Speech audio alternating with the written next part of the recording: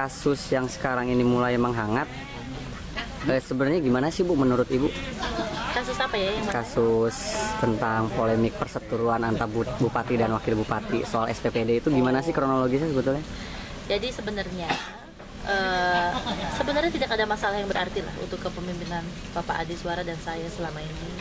Hanya saja memang kemarin sempat ada beberapa teman-teman wartawan yang menanyakan kenapa, apa benar nggak SPPD Ibu tidak dicairkan selama 1 tahun, kan begitu.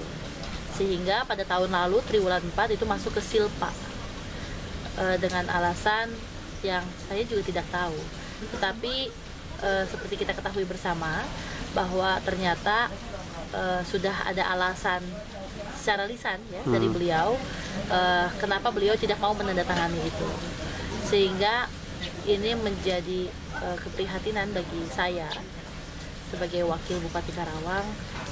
Kenapa harus terjadi seperti ini, betul kan?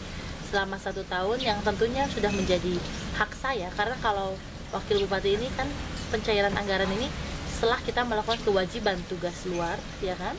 Ini baru dicairkan, kok tidak dicairkan begitu. Sehingga tentunya pada saat ini menjadi polemik tersendiri di Kabupaten Karawang. Betul. Terus langkah-langkah apa sih Bu yang akan Ibu lakukan terkait kasus ini, polemik ini?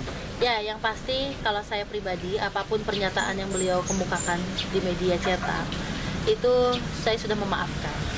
Ya, hanya saja saya menginginkan bahwa polemik ini nggak terjadi di daerah lain. Karena tentunya disharmonisasi antara bupati wakil bupati ini, kalau kita tidak cermati dengan baik, yang kasihan ini rakyat, betul nggak? Ya? Betul. Kita bekerja untuk rakyat, kita menjadi pelayan bagi rakyat gitu. Sehingga urusan politik ini sebaiknya dikesampingkan, apalagi kami baru dilantik ini baru 19 bulan yang lalu gitu. Mari kita bekerja untuk rakyat, mari kita berbuat yang terbaik buat rakyat, karena rakyat sudah mempercayai kita sebagai pemimpin. Hanya itu yang saya inginkan, jadi jangan lagi melakukan hal-hal yang menurut saya ini merugikan saya, sehingga kadang-kadang ya jujur ya, karena kita juga manusia, itu ada rasa sedih ya nggak, diginiin tuh. Bayangkan SPPD hampir 1 tahun ini nggak diberikan oleh beliau gitu, sehingga tahun anggaran yang kemarin ini masuk ke kas daerah yang seharusnya itu menjadi hak seseorang. Iya. Bu, Ibu dilaporkan tidak pernah melaporkan kegiatan apa-apa sama Bupati Bu, betul itu Bu? Begini, pada prinsipnya dari awal Pak Bupati tidak memberikan tugas apapun bagi wakil bupati.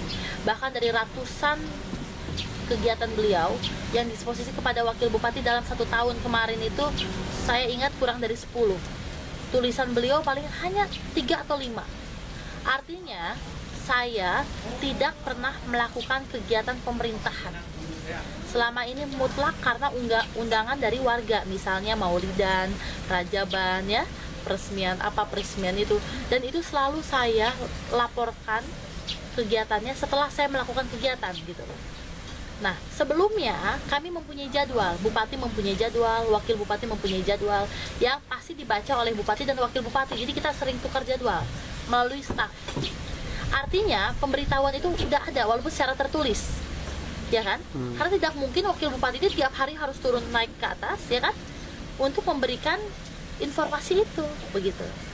Namun kalau memang ternyata itu menjadi halangan buat Bapak, walaupun buat saya tidak merasa ada tugas apapun dari beliau sejak dilantik gitu ya, sehingga kita laporan pun didasarkan undangan yang diberikan oleh masyarakat, ya saya minta maaf, tetapi tidak ada itikat jelek dari saya, ya kan, untuk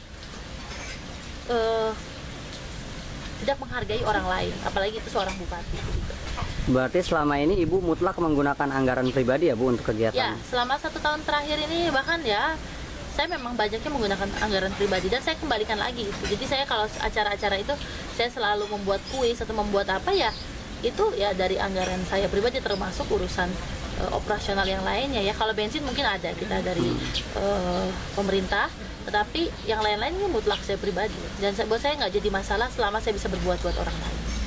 Terus terkait pernyataan Ibu kalau lama-lama seperti ini akan dibawa ke jalur hukum, maksudnya gimana tuh Bu? Oh enggak, itu kan adalah wartawan yang bertanya. Kata saya mungkin saja kan begitu. Gitu. Tetapi kan saya rasa juga nggak perlulah kita memperpanjang masalah ini lagi, ya kan?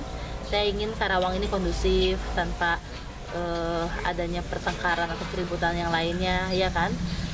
Walaupun secara hukum kan mungkin saja, ya kan? Karena Ya, kan betul. kita merasa tidak diberikan hak kita, ya kan?